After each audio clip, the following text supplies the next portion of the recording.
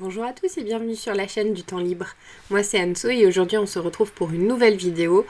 Comme vous l'avez vu dans le titre, c'est encore un service presse, oui. Oui, je sais. Et je vous ai dit, j'étais très demandée sur le site, simplement. Hein. Et là le pire c'est que la demande a été faite sur Simplement Pro, mais en fait j'ai pas pu l'honorer à temps. Donc on a décidé avec l'auteur de faire les choses en dehors du site, c'est pour vous dire, hein, voilà. Mais mine de rien, je suis quand même très demandée. Je ne lis pas 15 romans par mois. J'ai pas cette possibilité, j'ai pas cette concentration. Voilà, c'est un peu compliqué. Donc bon, je vous parle tout de suite de Mathilde de Gilles Lacarbona. Donc que je remercie déjà pour ce service presse avant toute chose. Et pour la petite anecdote, je viens de tourner une partie de la vidéo et je me suis rendu compte qu'il y avait un souci. Et comment vous dire ? C'est très compliqué de vous parler de ce livre. Parce que, pas parce que je l'ai pas aimé ou que je l'ai adoré et que je trouve pas mes mots. Pour le coup, ça n'a rien à voir.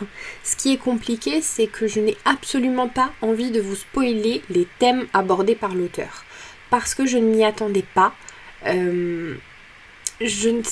Alors, j'ai lu le résumé quand l'auteur me l'a demandé en service presse, bien sûr. J'ai pas relu depuis. Je ne relis pas les résumés avant de me plonger dans le livre, ça me gâche ma lecture, donc je ne les relis pas. Et là, j'ai pas vérifié non plus si c'était indiqué dedans. Mais franchement, je veux pas vous spoiler. Ce serait comme de vous offrir un cadeau, joliment emballé. Mais vraiment joliment, hein. Le papier nickel, avec un petit flot, des petites choses. Et en fait, je l'ouvre devant vous. Et puis je vous laisse juste le cadeau. Hein. Bon, on est d'accord que ça fait pas partie du truc. Donc je m'excuse déjà pour le flou de cette vidéo, parce que franchement j'ai beaucoup de mal à en parler, mine de rien. Comme dit, c'est pas que je l'ai pas aimé, hein, j'ai beaucoup apprécié, mais je veux pas vous gâcher, vous spoiler, voilà. Donc ça reste très vague, vous n'allez pas toujours comprendre pourquoi je dis ceci et pas cela, etc. Mais bon, faut faire avec. Donc dans ce livre, on va suivre 3 personnages. La grand-mère de Mathilde, puisque son nom l'indique, et son compagnon. Alors au début, on va suivre donc la grand-mère. Mathilde, à ce moment-là, est très jeune. Donc elle n'est pas encore en couple ni rien. Hein. Et en fait, elle va lier une relation très particulière avec sa grand-mère, puisqu'elle sera beaucoup plus proche d'elle que de ses propres parents. Et sa grand-mère a un passé très difficile. Je peux pas vous dire ce qui s'est passé dans sa vie, mais perso, je m'attendais pas à ce que ce thème-là soit abordé dans le livre, donc c'était une bonne surprise pour moi. Sa grand-mère est une femme mais incroyable, tellement généreuse, elle a le cœur sur la main, elle a des valeurs, elle se bat pour ces valeurs-là, elle va à l'encontre de la société pour se battre pour ce en quoi elle croit. Donc c'est monstrueux, j'adore. Il faut du courage et elle est très courageuse. C'est tout ce que je peux vous en dire pour le coup. Je veux pas prendre de risque de vous dire ce qui va se passer parce que vous n'aurez plus aucun intérêt à lire ce livre, alors que j'aimerais vraiment, si vous l'avez dans votre palle, que vous le lisiez. Dans la deuxième partie, on va suivre Mathilde, qui du coup aura grandi, hein, vous vous doutez bien, elle va devenir une jeune femme, elle va rencontrer son compagnon, et au fil des années, il va lui arriver quelque chose de vraiment pas cool. Là encore, je ne peux pas vous dire quoi. Pareil, je crois que je ne m'attendais plus à ce sujet-là. Et en fait, c'est un thème qui est vraiment très délicat, parce que tout réside dans la manière dont il est abordé. Ça peut passer, et en même temps ça peut refroidir. Pour plusieurs raisons que je peux pas vous évoquer là, sinon encore une fois vous allez deviner le sujet. Cette vidéo va être super. Gilles, je suis désolée. Ça va être très brouillon, mais vraiment. Pardon. Donc le sujet évoqué est très important, très difficile à vivre soi-même et à regarder entre guillemets. C'est difficile pour tout le monde, pour la personne qui le vit et pour l'entourage, même des fois pour les amis éloignés ou ce genre de choses. C'est vraiment quelque chose d'actuel, malheureusement, mais de pas simple. Et en fait, Mathilde, au fur et à mesure, elle va avoir une philosophie de la vie, mais impressionnante. Parce que clairement, c'est pas donné à tout le monde de réfléchir comme ça et de voir les choses comme ça. Ouais. Donc, elle m'a beaucoup touchée. J'ai pas toujours compris parce que y a certaines choses où j'avais un peu de mal avec.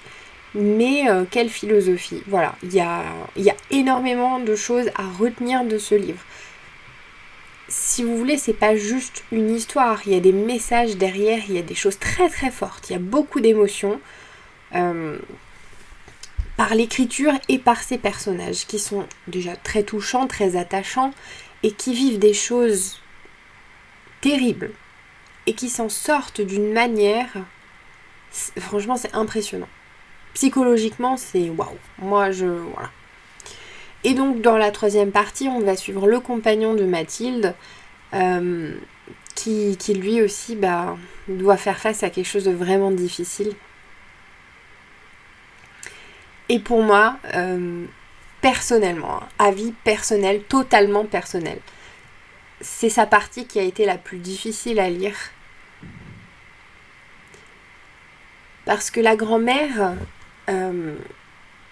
m'a impressionnée, je l'ai énormément respectée, Mathilde aussi avec sa force, et lui il avait une façon de gérer les choses totalement différente. Et en même temps, il y avait cette fragilité, mais cette volonté, et il y avait des promesses, et c'est dur. C'est dur de vous en parler, et c'est dur de lire ce qu'il a vécu, et je me suis mise à sa place, et je pense que, ouais, moi j'aurais du mal aussi à pas réagir comme lui en fait. C'était compliqué. Alors au début, son compagnon, je comprenais même pas pourquoi on nous en parlait plus que ça, et puis bon, au bout d'un moment j'ai compris, hein, mais vous sentez que j'ai un petit truc là qui se noue dans la gorge. C'est pas simple. Ça m'a provoqué beaucoup d'émotions. Ça m'a fait me sentir pas forcément super bien à certains moments, hein. Donc petite parenthèse, mais si vous voulez lire ce livre, et je vous le conseille, soyez dans un bon état d'esprit psychologiquement, vous, parce que si vous êtes pas bien, ça va pas vous aider. Non. Mais en même temps, c'est tellement beau. L'histoire est belle, les messages sont beaux, l'écriture de l'auteur est magnifique, c'est très poétique, ça coule de source et c'est dit d'une manière... je peux même pas vous décrire, mais waouh, c'était beau. Il y a déjà une vidéo où je répétais ce mot, hein, c'était pour la petite fille qui avalait un nuage grand comme la tour Eiffel. Mais là aussi, l'histoire était belle.